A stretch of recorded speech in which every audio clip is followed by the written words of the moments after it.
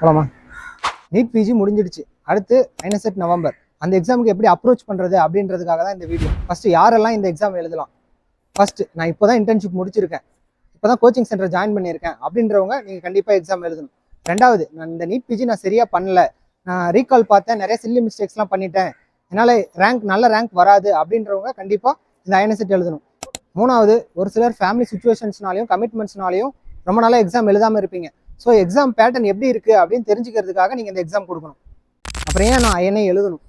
ஒன்று பார்த்தீங்கன்னா காம்படிஷன் ரொம்ப கம்மி. நீட் பிஜியில் அரௌண்ட் 2.5 lakhs பீப்புள் எழுதுவாங்க. ஆனால் ஐஎன்ஐயில் பார்த்தீங்கன்னா 75,000 தான் எழுதுவாங்க. அப்படின்றப்போ காம்படிஷன் ரொம்ப கம்மியாகும். அப்போ வந்து நீங்கள் ஈஸியாக சீட் எடுக்கிறதுக்கு அதிக வாய்ப்பு இருக்குது. ரெண்டாவது பார்த்தீங்கன்னா ஐஎன்ஐ வந்து ரொம்ப டஃப்பாக இருக்கும், என்னால் கிராக் பண்ண முடியாது, நான் நெக்ஸ்ட் இயர் நீட் பிஜி எழுதிக்கிறேன் அப்படின்னு சொல்லி ஒரு சான்ஸை வேஸ்ட் பண்ணிடாதீங்க. நீங்கள் வந்து உங்களால் முடிஞ்ச பெஸ்ட் எஃபர்ட் போடுங்க. கண்டிப்பாக பை லக்கி சான்ஸ் உங்களுக்கு சீட் கிடைக்க கூட வாய்ப்பு இருக்குது. என்ன கேட்டிங்கன்னா நானுமே ஒரு 2 ஐஎன்ஐ எழுதினேன். அந்த ஐஎன்ஐயில் பார்த்தீங்கன்னா அரௌண்ட் 10K ஒரு டைம், 7K ஒரு டைம் ரேங்க் எடுத்தேன். அது வந்து நான் ப்ராக்ரஷனாக தான் பார்த்தேன். அந்த மாதிரி ப்ராக்ரஸ் ஆனிச்சுன்னா உங்களுக்கு வந்து நீட்டில் நல்ல ரேங்க் வர வாய்ப்பு இருக்குது. யாரெல்லாம் ஐஎன்ஐ எழுதுறாங்களோ அவங்கெல்லாம் தான் நமக்கு நெக்ஸ்ட் இயர் நீட் பிஜிக்கு காம்படிஷன். ஸோ நமக்கு நல்ல ரேங்க் வரணும் அப்படின்லாம் எக்ஸ்பெக்ட் பண்ணாதீங்க. நல்ல ரேங்க் வந்தால் சந்தோஷம். சப்போஸ் வரலன்னா நம்ம எந்த இடத்துல இருக்கோம் அப்படின்றத நம்ம தெரிஞ்சுக்கலாம் இந்த எக்ஸாம் மூலமாக.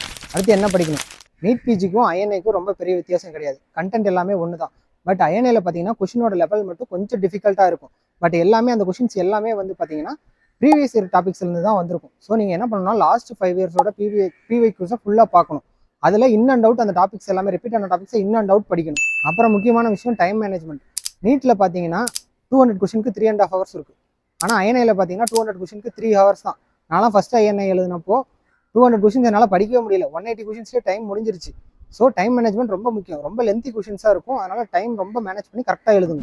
ஐஎன்ஐயில் நல்ல ஸ்கோர் பண்ணுறதுக்கு நமக்கு ஒரு சில சப்ஜெக்ட்ஸ் இருக்குது. Like path, pharm, micro, FM, SPM, OG, surgery. இந்த சப்ஜெக்ட்லாம் ஹை ஈல்டு. இதெல்லாம் நீங்கள் படிச்சிங்கனாலே மேக்ஸிமம் 100 கொஷின்ஸ் கவர் ஆகிடும். அப்புறம் அந்த சின்ன சின்ன ஷார்ட் சப்ஜெக்ட்ஸ்லாம் இருக்குது, அதெல்லாம் கவர் பண்ணிங்கன்னா மேக்ஸிமம் 50 கொஷின்ஸ் வந்துடும். அரௌண்ட் இதுலேயே 150 கொஷின்ஸ் கவர் ஆகிடும். மீதி இருக்க 50 கொஷின்ஸில் ஃபஸ்ட் இயர் சப்ஜெக்ட்ஸ், அப்புறம் கொஞ்சம் ஒரு சில ரீசெண்ட் அப்டேட்ஸ் கேட்பாங்க. ஸோ மேக்ஸிமம் இதை மட்டும் கவர் பண்ணுற மாதிரி பார்த்துக்கோங்க. இந்த ஐஎன்ஐயை எப்படி அப்ரோச் பண்ணுறது?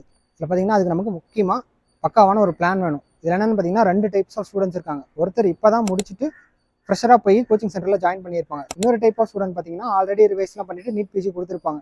இதில் வந்து இப்போ ஃப்ரெஷ்ஷாக ஜாயின் பண்ண ஸ்டூடெண்ட்ஸ் என்ன பண்ணணும்னா, கோச்சிங் சென்டர்ஸில் என்னென்ன சப்ஜெக்ட் முடிக்கிறாங்களோ அந்த சப்ஜெக்ட்ஸ்க்கான பிவைக்யூ எல்லாமே முடிச்சுட்டு அதை மட்டும் வச்சு நீங்கள் எக்ஸாம் போய் எழுதலாம்.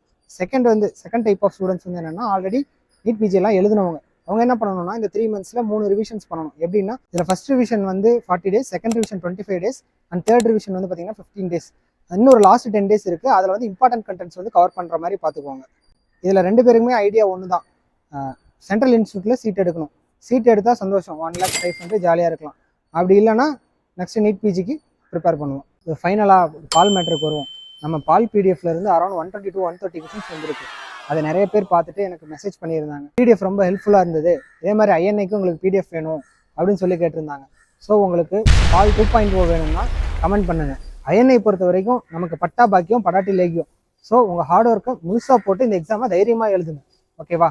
All the best. Until next video, it's doctor Ranjith. By.